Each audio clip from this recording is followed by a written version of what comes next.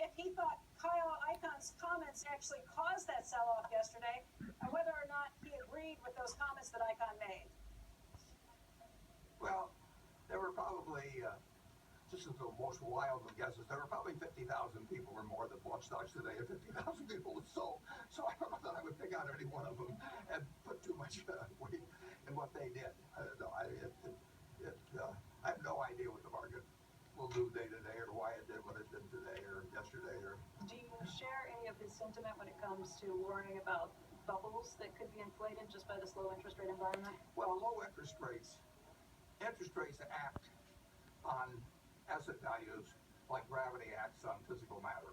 And if you had zero interest rates and you knew you were going to have them forever, stocks should sell, 100 times earnings or 200 times earnings. I mean, your alternative is absolutely zero, and it will last forever.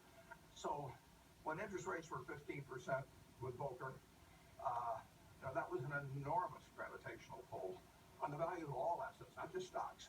Because an investment is something where you lay out money now to get more money later on. And if you can get 15%, it makes the choices way different than if you get zero.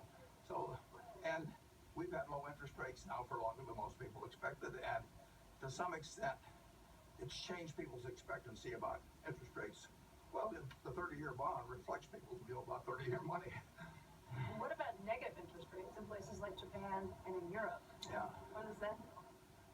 I hope I live to find out. I have no idea.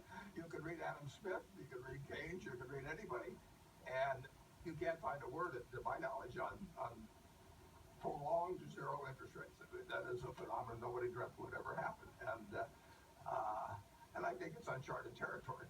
That doesn't mean I think it's the end of the world when it ends, but I don't think anybody knows exactly what the full implications are of low interest rates, and I certainly don't.